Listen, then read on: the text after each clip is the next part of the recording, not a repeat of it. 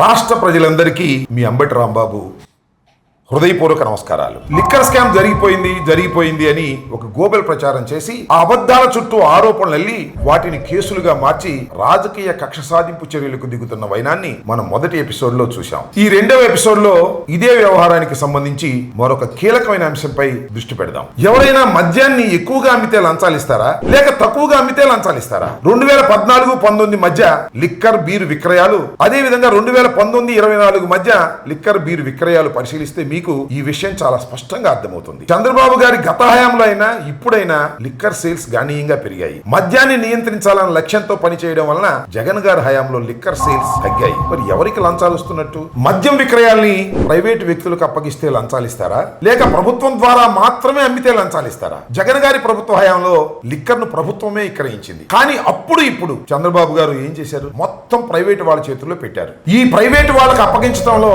ఎలాంటి వ్యవహారాలు జరుగుతున్నాయో రాష్ట్ర ప్రజానీకం అంతా చూస్తూనే ఉంది. మరి ఎవరి హయాంలో ఎవరి పాలసీల వల్ల లంచాలకు ఆస్కారం ఉందో ప్రజలే ఆలోచించాలి. అలాగే లిక్కర్ అమ్మే సమయాలను కుదిస్తే లంచాలిస్తారా?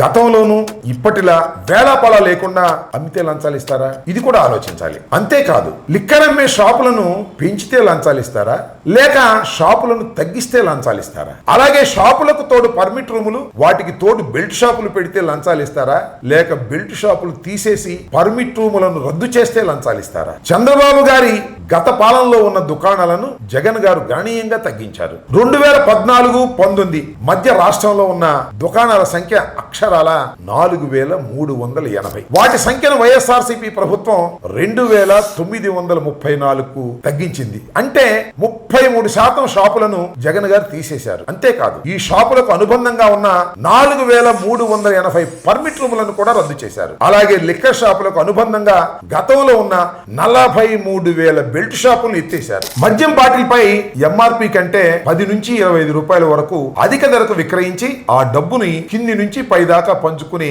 వ్యవస్థీకృతంగా సాగిపోయిన మాఫియాను కూడా జగన్ గారు అడ్డుకున్నారు. రాష్ట్రంలో మద్యం తయారు చేస్తున్న డిస్టిలరీలు 20 ఉంటే అందులో వైఎస్ఆర్సీపీ ప్రభుత్వం వచ్చాక ఒక్క డిస్టిలరీ కూడా అనుమతి ఇవ్వలేదు. 14 డిస్టిలరీలకు చంద్రబాబు వివిధ కాలాల్లో ముఖ్యమంత్రిగా ఉన్నప్పుడు అనుమతి ఇచ్చినవే. అంతేకాదు, వాటిని ఎంపానల్ చేసింది కూడా చంద్రబాబు గారే. మరి దీనికి లంచాలిస్తారా లేక ఒక్క డిస్టిలరీ కూడా అనుమతి ఇవ్వని వైఎస్ఆర్సీపీ ప్రభుత్వంలో ఉన్న వారికి లంచాలిస్తారా? దీనిపై ప్రజలు ఆలోచన చేయాలని మనవి చేస్తున్నాను. వైఎస్ఆర్సీపీ హయాంలో లిక్కర్ సిండికేట్ ధ్వంసం కావడంతో ఎల్లో గ్యాంగుకు మింగుడు పడలేదు. దీంతో అప్పటి వరకు మద్యం వ్యవస్థను గుప్పెట్లో ఉంచుకున్న వారికి కంట్లో నలుసు మాదిరిగా మారింది. దీంతో విష ప్రచారానికి శ్రీకారం చుట్టారు. ఎక్కడా లేని బ్రాండ్ తీసుకొస్తున్నట్టుగా, ఆ లిక్కర్ లో విషం ఉన్నట్టుగా తప్పుడు రిపోర్టును సృష్టించి విష ప్రచారం చేశారు. దీనికోసం ఒక అబద్ధపు నివేదికను కూడా సర్క్యులేషన్ లోకి తీసుకొచ్చారు. తాము పరీక్షించిన మద్యం నమూనాల్లో అవశేషాలు పరిమితికి లోబడే ఉన్నాయని, అవి ప్రమాదకరం కాని సహజమైన మొక్కల నుంచి తయారైనవేనని తెలిపింది. తమ నివేదికను తప్పుగా అన్వయించారని ఆ ల్యాబ్ పదే స్పష్టం చేసింది. ఈ పాచిక పారకపోవడంతో నాసిరకం బ్రాండ్లు అమ్ముతున్నారంటూ మరొక విష ప్రచారాన్ని చంద్రబాబు ఎల్లో మీడియా మొదలుపెట్టింది. ఎక్కడా వినని చూడని బ్రాండ్లు తీసుకువచ్చారని ఈ అవాస్తవాలను ప్రచారం చేసింది. కానీ వాస్తవ వివరాలను చూస్తే ప్రెసిడెంట్ మెడల్ డీలక్స్ బ్రాండ్ల విస్కీకి 2017 నవంబర్ 22న అప్పటి చంద్రబాబు ప్రభుత్వమే అనుమతి ఇచ్చింది. Governor Reserve, Life and Napoleon, Octane Barrel Age, Seventh Heaven, Blue బ్రాండ్ల పేరుతో విస్కీ, బ్రాందీ తదితర 15 బ్రాండ్లకు 2018 అక్టోబర్ 26న ఒకేసారి చంద్రబాబు అనుమతించారు. High Voltage Gold, SHG 10,000, British Empire Super Strong, premium beer, British Empire Ultra బ్రాండ్లతో బీరు విక్రయాలను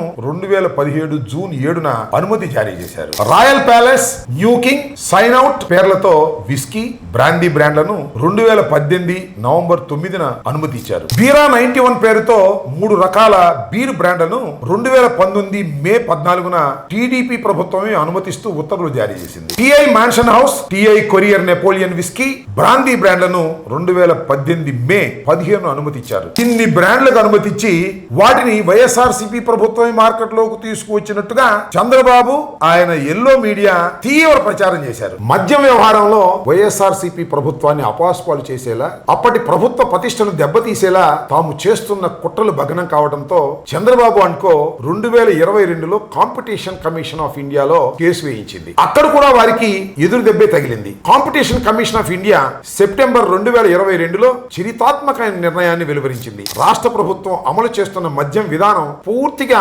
సహేతుకమైందని తీర్పునిచ్చింది. ఏకస్వామ్య విధానాన్ని నిరోధించేందుకు ఉద్దేశించిన కాంపిటీషన్ యాక్ట్ 2002కు అనుగుణంగానే ఆంధ్రప్రదేశ్ మద్యం విధానం ఉందని కూడా తేల్చి చెప్పింది. మద్యం కొనుగోలు, అమ్మకాలు పూర్తిగా బ్రెవరేజ్ కార్పొరేషన్ నిర్వహించడం కాంపిటీషన్ యాక్ట్ కు పిటిషన్ వేసిన వివిధ కంపెనీలు విరుద్ధం అని వాదించాయి. కొత్త విధానం అమల్లోకి వచ్చిన తర్వాత రాష్ట్రంలో మద్యం విక్రయాలు తగ్గాయన్న బ్రెవరేజ్ కార్పొరేషన్ వాదన సరికాదని కూడా వాదించారు. కానీ జగన్ గారి ప్రభుత్వంలో అనుసరించిన విధానాల వల్ల రాష్ట్రంలో మద్యం అమ్మకాలు తగ్గాయని గణాంకాలతో బ్రెవరేజ్ కార్పొరేషన్ వివరించింది. అన్ని కంపెనీల మద్యం బ్రాండ్లను కొంటున్నామని, వాటికి చెల్లింపులు కూడా సకాలంలో చేస్తున్నామని రికార్డులతో సహా వెల్లడించింది. బ్రెవరేజ్ కార్పొరేషన్ బకాయిలు పెడుతుందంటూ కొన్ని మద్యం కంపెనీల వాదనలో నిజం లేదని వివరించింది. ఇరు పక్షాల వాదనలు విన్న కాంపిటీషన్ కమిషన్ కీలక తీర్పునిచ్చింది.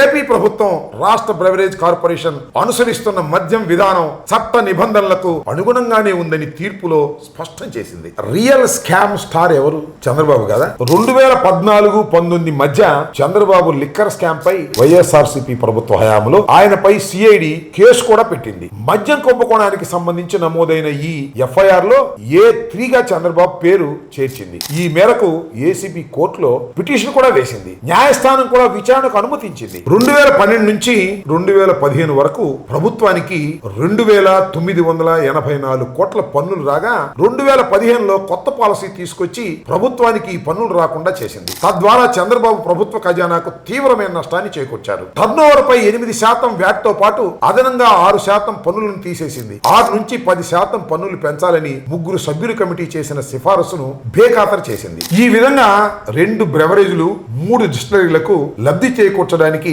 చంద్రబాబు ప్రభుత్వం క్విడ్ ప్రోకోకి పాల్పడినట్టు సిఐడి తన ఎఫ్ఐఆర్ లో వెల్లడించింది. టీడీపీ ప్రభుత్వంలో జరిగిన ఈ కుంభకోణం ఫలితంగా రాష్ట్ర ప్రభుత్వానికి ఏటా 1,300 కోట్ల నష్టం వాటిల్లుతోందని కోర్టుకు వివరించింది. అంటే అప్పటి చంద్రబాబు ప్రభుత్వ హయాంలో దాదాపు 5,000 కోట్ల రూపాయలు రాష్ట్రం నష్టపోయిందన్నమాట.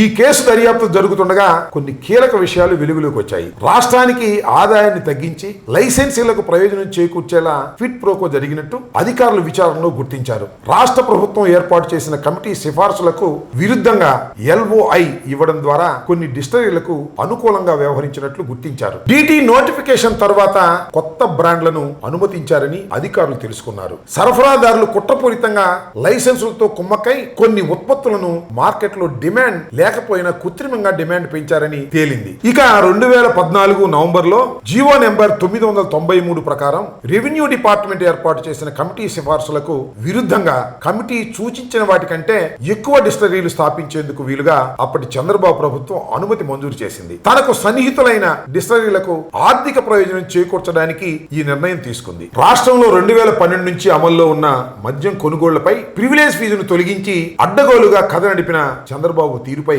వైఎస్ఆర్సీపీ హయాంలో సిఐడి కీలక ఆధారాలు సేకరించింది. ప్రివిలేజ్ ఫీజు కొనసాగించడంతో పాటు 10 రెట్లు పెంచాలని అప్పటి ఎక్సైజ్ శాఖ కమిషనర్ నోట్ ఫైల్ పంపారు. దానిపై కేబినెట్ లో చర్చించలేదు. కానీ కేబినెట్ సమావేశం ముగిసిన రోజే సాయంత్రం మళ్ళీ అదే ఎక్సైజ్ కమిషనర్ ప్రివిలేజ్ ఫీజు రద్దు చేయాలని ప్రతిపాదనతో నోట్ ఫైల్ పంపారు. Copy to PS to CM అని స్పష్టంగా పేర్కొంటూ ఆ నోట్ ఫైల్ పంపారు. ఆ వెంటనే డిస్టిలరీలకు ప్రివిలేజ్ ఫీజు రద్దు చేస్తూ టీడీపీ ప్రభుత్వం 2015 జూన్ 22 సాయంత్రం గుట్టుగా జీవో నెంబర్ 218 జారీ చేసింది. అంటే కేబినెట్ కు తెలియకుండానే వ్యవహారం నడిపింది. బార్లకు ప్రివిలేజ్ ఫీజు రద్దు చేస్తూ 2015 సెప్టెంబర్ 1న అప్పటి చంద్రబాబు ప్రభుత్వం సర్క్యులర్ జారీ చేసింది. అయితే ప్రివిలేజ్ ఫీజు రద్దు చేయాలని కోరుతూ బార్ల యజమానుల సంఘం మాత్రం 2015 సెప్టెంబర్ 9న వినతి పత్రం సమర్పించినట్టుగా చూపించారు. అంటే బార్ల యజమానుల నుంచి వినతి పత్రం రాకముందే ఆ ఫీజును రద్దు చేయాలని ప్రతిపాదిస్తూ సర్క్యులర్ జారీ చేశారు. దాన్ని రాటిఫై చేసేందుకు అన్నట్టుగా లేని వినతి పత్రాన్ని ఒక దాన్ని సృష్టించారు. అనంతరం